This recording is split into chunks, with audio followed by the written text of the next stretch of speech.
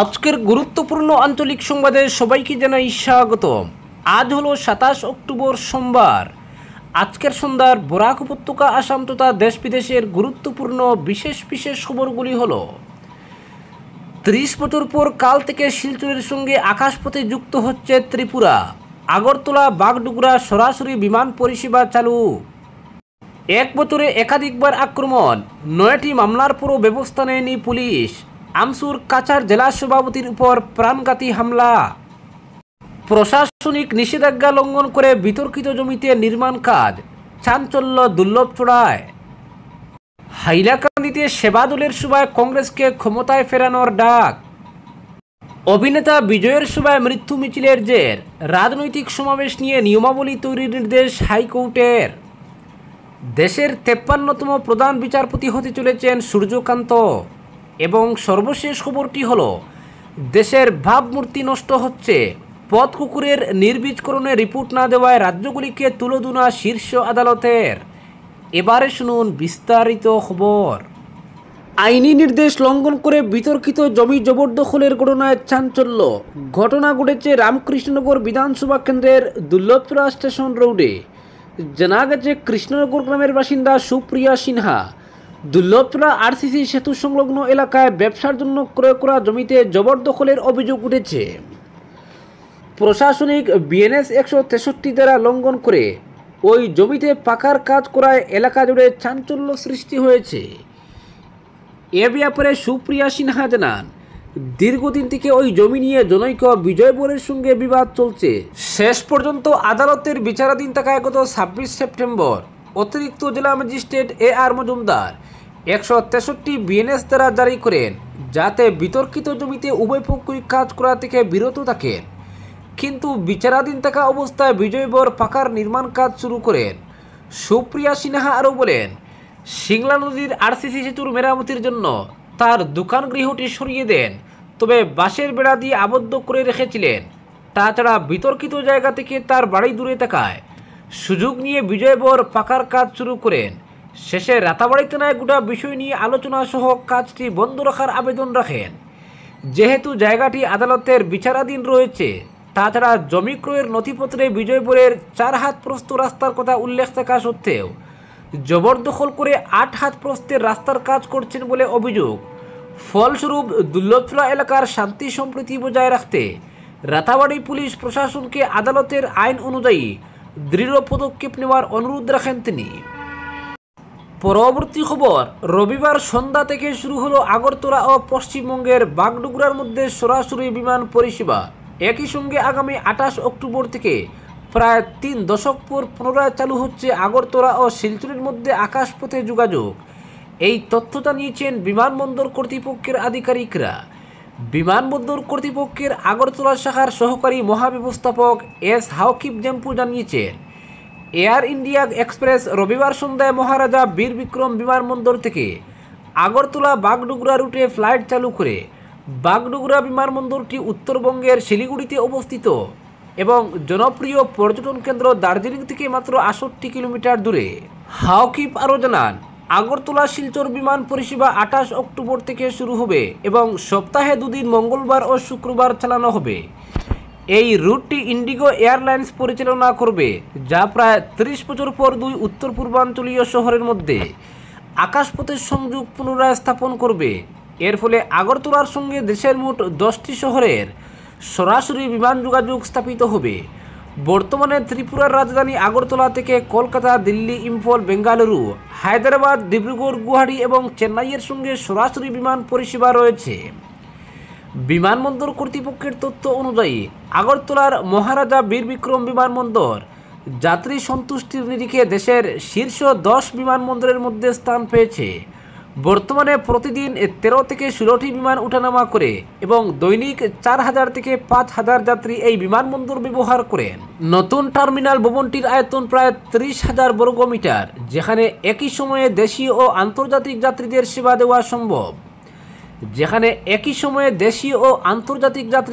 দেওয়া সম্ভব। এমবিবি বিমানবন্দরটি উত্তর পূর্ব ভারতের দ্বিতীয় ব্যস্ততম বিমানবন্দর। গুয়াহাটির লোকপ্রিয় গোপীনাথ বরদলৈ আন্তর্জাতিক বিমানবন্দরের পরেই এর অবস্থান। উত্তর পূর্বাঞ্চলে মোট 23টি বিমানবন্দর রয়েছে, যার মধ্যে 17টি বর্তমানে চালু। এর মধ্যে রয়েছে আসামের গুয়াহাটি, শিলচর, ডিব্রুগড়, যোরহাট, তেজপুর, লীলাবাড়ী ও রূপসী। অরুণাচল প্রদেশের তেজু, পাসিঘাট, জিরো ও দরিপোলো বিমানবন্দর, ত্রিপুরার আগরতলা, মণিপুরের ইম্ফল, মেঘালয়ের শিলং, নাগাল্যান্ডের ডিমাপুর, মিজোরামের লেংপুই এবং সিকিমের পাকিয়ং। পরবর্তী খবর, এক বছরে একাধিকবার আক্রমণ, 9টি মামলার পরও ব্যবস্থা নেয়নি পুলিশ। আমসুর কাছাড় জেলা সভাপতি তথা কচুদরম থানা এলাকার হাতিখালের বাসিন্দা ব্যবসায়ী জাহানুর আলম মজুমদারের উপর প্রাণঘাতী হামলা সংঘটিত হয়েছে। গত বৃহস্পতিবার সন্ধ্যা রাতে সুনাই থানা এলাকার নগদিগ্রাম এলাকায় একদল দুষ্কৃতকারী তার উপর ধারালো অস্ত্র ও লাঠিসোঁটা দিয়ে আক্রমণ করে এতে গুরুতর আহত হন তিনি। তার হাত ও পায়ে গুরুতর জখম হয়েছে। এদিকে এ নিয়ে জাহানুর নগদিগ্রাম তৃতীয় খণ্ডগ্রামের মেহবুব আলম মজুমদার ও জাহাঙ্গীর আলম মজুমদারকে অভিযুক্ত করে সুনাই থানায় এক মামলা দায়ের করেছেন। নগদিগ্রামে এক সাংবাদিক সম্মেলন করে আমসু কর্মী জাহানুর আলম মজুমদার তার উপর সংঘটিত প্রাণঘাতী হামলার বিবরণ তুলে ধরে বলেন, মেহবুব বাহিনী গত এক বছরে তার উপর একাধিকবার হামলা চালিয়েছে।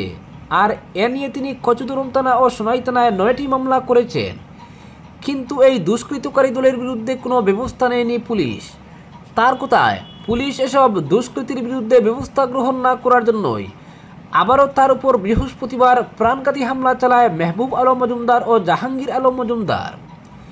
তিনি বলেন, 9টি মামলায় মেহবুবকে অভিযুক্ত করা হয়েছে, কিন্তু কোন রহস্যে পুলিশ তার বিরুদ্ধে ব্যবস্থা নিচ্ছে না।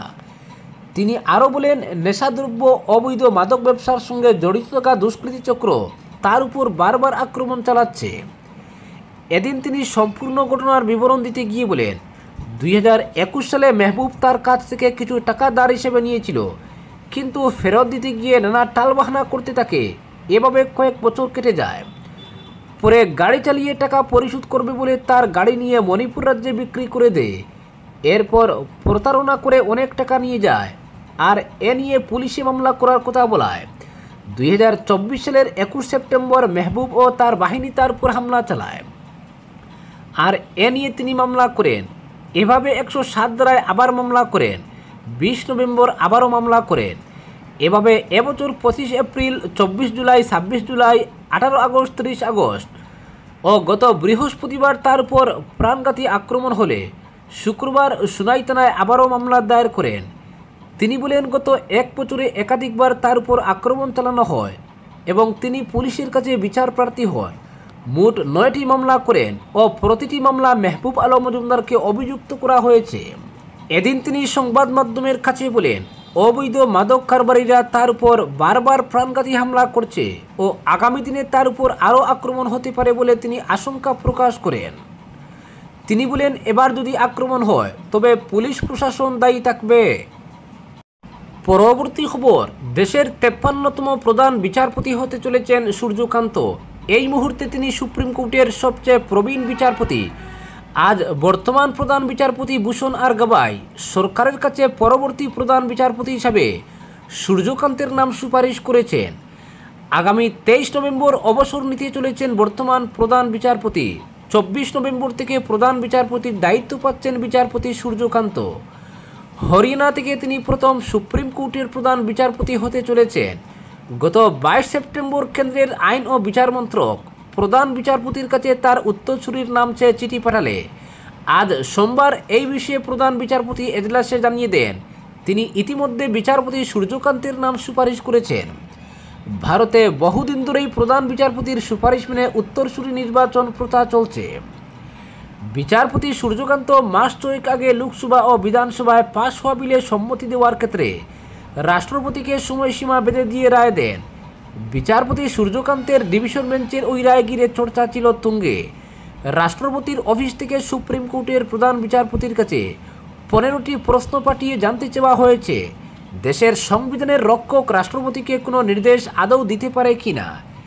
এখন এটি প্রধান বিচারপতির বেঞ্চে বিচারাধীন। কিছুটা ক্ষুব্ধ হলেও আগামী 23 নভেম্বর রাষ্ট্রপতি নতুন বিচারপতিকে প্রধান বিচারপতি হিসেবে শপথ বাক্য পাঠ করাবেন। প্রসঙ্গত, বিচারপতি সূর্যকান্ত একাধিক সাংবিধানিক বিষয়ে যুগান্তকারী রায় দিয়েছেন। আজ প্রধান বিচারপতি গাভাই সূর্যকান্তের নাম মনোনয়নের পর তার ভূয়সী প্রশংসা করেন। বিচারপতি সূর্যকান্ত বেশ কিছু গুরুত্বপূর্ণ পদে আসীন ছিলেন খুব কম বয়সে। 38 বছর বয়সে তিনি হরিয়ানার অ্যাডভোকেট জেনারেল হন এবং 42 বছর বয়সে হাইকোর্টের বিচারপতি হন। 2018 সাল থেকে তিনি সুপ্রিম কোর্টের বিচারপতি হিসেবে কর্মরত।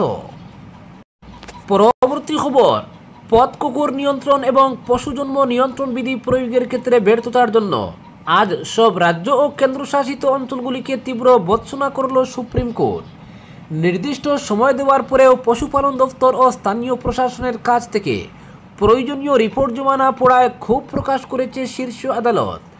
বিচারপতি বিক্রমনাথের নেতৃত্বে বিচারপতি সন্দীপ মেহতা ও এনবি আন্দারিকে নিয়ে গঠিত 3 সদস্যের বেঞ্চ সাফ জানিয়ে দিয়েছে, পথ কুকুর প্রসঙ্গে মানুষের জীবন সুরক্ষিত করার কাজে নিষ্ক্রিয়তার জন্য শীর্ষ আদালতের ব্যক্তিগতভাবে দায় নিতে হবে।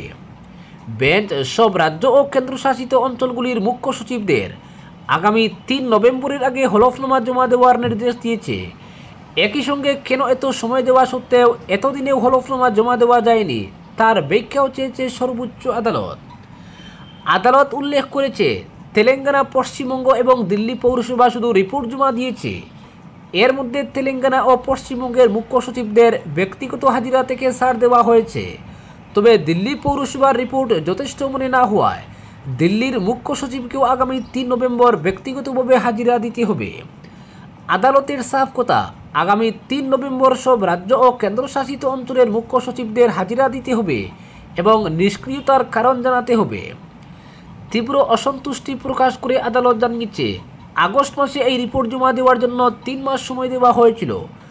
পথ কুকুরদের নির্বীজকরণ ও জলাতঙ্ক বিরোধী কর্মসূচি নিয়ে কী পদক্ষেপ নেওয়া হচ্ছে তা জানতে চাওয়া হয়েছিল। বিচারপতি নাথ বলেন, 3 মাস কেটে গেলেও কিছুই রেকর্ডে আসেনি, অথচ দেশে কুকুরে কামড়ানো এবং মৃত্যুর ঘটনা ঘটেই চলেছে। এর ফলে আন্তর্জাতিক স্তরে আমাদের দেশকে খারাপ চোখে দেখা হচ্ছে। রাজ্যের আধিকারিকদের উদ্দেশ্য করে বেঞ্চ মন্তব্য করে, আমাদের নির্দেশ সব সংবাদপত্র ও অন্যান্য প্রচার মাধ্যমে ফলাও করে ছাপা হয়েছে। রাজ্যের আধিকারিকরা কি খবরের কাগজ পড়েন না, নাকি সোশ্যাল মিডিয়া ফলো করেন না? আদালতের নির্দেশ না মানার ফল ভোগ করতে হতে পারে বলেও কড়া হুঁশিয়ারি দিয়েছে বেঞ্চ।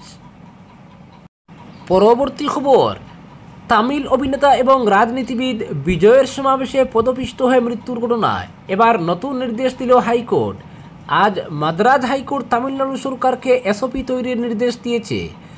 আদালতের নির্দেশে বলা হয়েছে, রাজ্য জুড়ে রাজনৈতিক সমাবেশের জন্য নির্দিষ্ট নিয়মাবলী তৈরি করতে হবে 10 দিনের মধ্যে।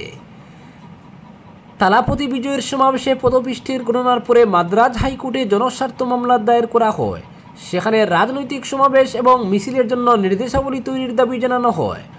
প্রধান বিচারপতি মনীন্দ্র মোহন শ্রীবাস্তব এবং বিচারপতি জি আরুল মুরগানের বেঞ্চ এই মামলাটি 11 নভেম্বর পর্যন্ত স্থগিত রেখেছে। আদালত নিজের পর্যবেক্ষণে বলেছে, রাজনৈতিক দলগুলি সহ সকলেই এসওপি সম্পর্কে নিজেদের মতামত দিতে পারে সরকারের কাছে। পরবর্তী খবর, বিধানসভা নির্বাচনে সাম্প্রদায়িক বিজেপি দলকে উৎখাত করে কংগ্রেস দলকে ক্ষমতায় ফেরাতে কর্মীদের ঐক্যবদ্ধভাবে মাঠে ঝাঁপিয়ে পড়ার আহ্বান জানালেন কংগ্রেস সেবা দলের আসাম প্রদেশ চেয়ারম্যান দীপ বয়ান, বিধায়ক খলিল উদ্দিন মজুমদার, প্রাক্তন বিধায়ক আলহাজ সেলিমউদ্দিন বড়বুইয়া, এপিসিসির সাধারণ সম্পাদক বদরুল ইসলাম বড়বুইয়া, শ্রীভূমি জেলা কংগ্রেস সভানেত্রী তথা জেলা পরিষদ সদস্য মমতাজ বেগম, হাইলাকান্দি জেলা কংগ্রেসের ইনচার্জ তথা বিধানসভার প্রাক্তন উপাধ্যক্ষ আমিনুল হক লস্কর। হাইলাকান্দি জেলা কংগ্রেস ভবনে সেবা দলের বর্ধিত কার্যনির্বাহী সভায় বন্দে মাতরম গেয়ে শুরু হয়। সভায় মুখ্য অতিথি হিসেবে বক্তব্য রাখতে গিয়ে কংগ্রেস সেবা দলের আসাম প্রদেশ চেয়ারম্যান দীপ বয়ান শাসক দলকে আক্রমণ করেন।